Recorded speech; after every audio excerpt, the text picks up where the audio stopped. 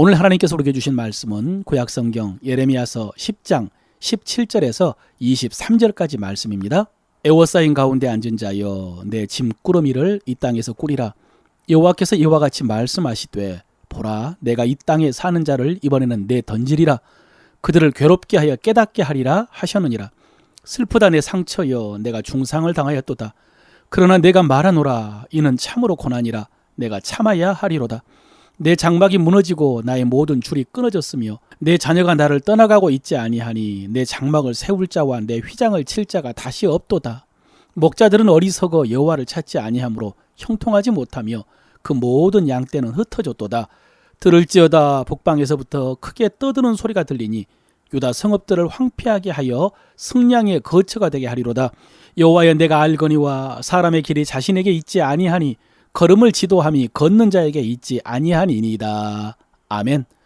오늘 성령께서 이 말씀을 통해서 하나님의 음성 들려주실 것입니다. 여러분은 하나님의 뜻을 깨닫고 하나님의 길을 발견하고 그 길로 행하시기를 바랍니다. 여러분, 하나님의 사랑을 제외하고 이 세상에서 가장 큰 사랑은 당연히 부모님의 사랑입니다. 그래서 우리가 잘 되기를 가장 바라고 기뻐하시는 분들도 부모님이시죠. 반대로 우리가 잘못되었을 때, 실패하거나 사고를 당하거나 문제가 생겼을 때 가장 아파하는 분들도 부모님일 것입니다. 부모님의 마음은 그저 자식들 잘 되기만 바라는 마음입니다. 그런데 여러분, 자녀들이 항상 잘하는 것은 아닙니다. 잘 못하기도 합니다. 그리고 잘못하기도 합니다. 잘못. 그럴 때도 부모님의 마음은 이기적입니다.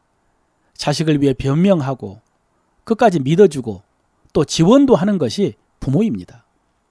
그러나 여러분, 그게 꼭 잘했다고만은 볼 수 없습니다. 정말로 자녀가 잘 되기 위해서는 때로는 고통을 당하도록 내버려 둘 수 있어야 합니다. 가슴 아프지만은 징계할 수도 있어야 됩니다. 징계하지 않으면은 자녀는 계속해서 미련하게 살 수밖에 없기 때문입니다. 그러면 그 자녀는 더 큰 실패와 회복하기 어려운 구덩이에 빠지게 될 것이기 때문입니다. 오늘 말씀에 애워싸인 가운데 앉은 자여 내 짐꾸러미를 이 땅에서 꾸리라 라는 말씀이 있습니다. 여러분, 이 말씀은 바벨론에 포위된 유다 백성들에게 포로로 잡혀갈 준비를 하라는 말씀입니다. 바벨론에 대항하여 싸우는 것이 잘하는 것이 아니라는 말씀입니다. 원수에게 이 거룩한 도성이 유린되는 것을 어떻게 두고 볼 수 있겠나, 최후까지 싸우겠다. 여러분, 이게 잘하는 것이 아니라는 것입니다. 이제 하나님께서 도와주지 않을 것입니다. 적의 손에서 구원해 주지 않고 오히려 예루살렘이 무너지게 할 것입니다. 18절에 보면 이번에는 내 던질 것이다 라고 했는데 이 말씀은 패대기 칠 것이라는 말씀입니다. 그러면서 하시는 말씀이 그들을 괴롭게 하여 깨닫게 하리라 라고 하셨습니다. 그들을 괴롭게 하여 깨닫게 하리라. 여러분, 우리는 하나님의 자녀들입니다. 하나님이 우리를 사랑하십니다. 그러나 그 사랑이 때로는 이렇게 나타납니다. 패대기를 치듯이 우리를 던지시고 괴롭게 하여 깨닫게 하시는 것입니다. 왜냐하면 우리가 그렇게 미련하기 때문입니다. 그렇게 고집이 세기 때문입니다. 그래서 이런 고통을 당하지 않으면 깨닫지를 못합니다. 설마 하며 돌이키지를 못합니다. 그러다가 이런 징계를 받고 나면 정신을 차리는 것이죠. 그러므로 여러분, 우리 자녀들이 이런 징계를 받을 때 부모는 어떻게 해야 됩니까? 언제나 이렇게 하라는 말씀은 아니지만은 어느 순간 부모도 참아야 합니다. 달려가서 서둘러 위로하고 대신 해주려고 해서는 안 됩니다. 19절 하반절 말씀이 바로 이 말씀입니다. 이는 참으로 고난이라 내가 참아야 하리라. 여기서 참는다는 것은 단순히 인내한다는 말씀이 아니라 사실은 당하다는 의미입니다. 징계를 당해야 됩니다. 피해서는 안 됩니다. 서둘러 벗어나려고 해서도 안 됩니다. 그 고통을 온몸으로 당해야 됩니다. 그래야 미련함이 벗어지고 고집이 깨어지기 때문입니다. 그럴 때 우리는 내가 하나님께 징계받았다라고 낙심해서도 안 되지요.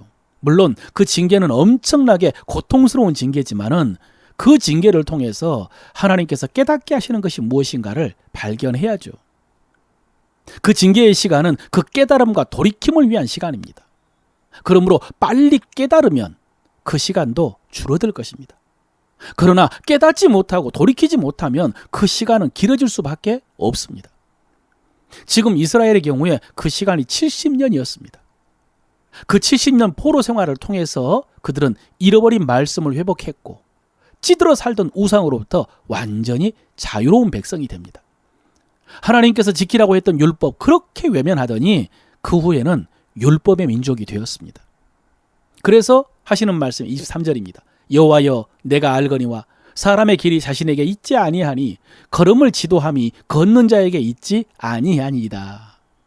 어떤 길은 사람이 자기 보기에 성공인 것 같지만은 사실은 멸망으로 달려가는 길이고요. 반대로 어떤 일은 사람이 보기에는 멸망인 것 같지만은 사실은 새롭게 하시는 하나님의 길이라는 말씀입니다. 그러므로 여러분, 우리는 우리 생각대로 섣불리 판단해서는 안 됩니다. 잘 분별해야 됩니다. 매를 때리시며 징계하시는데 버티면서 고집하고 있어도 안 되고요. 빨리 벗어나게 해달라고 기도할 것도 아닙니다. 오늘 말씀처럼 빨리 깨닫게 해달라고 기도해야 되겠죠. 또 그 징계의 매 앞에서 낙심해서도 안 된다고 그랬습니다. 왜냐하면 그 징계 이후에 하나님께서 반드시 새롭게 하시고 회복시켜 주실 것이기 때문입니다. 그러므로 사랑하는 성도 여러분, 하나님의 길을 분별하고 그 길을 따라 행하시는 여러분 되시기를 바랍니다.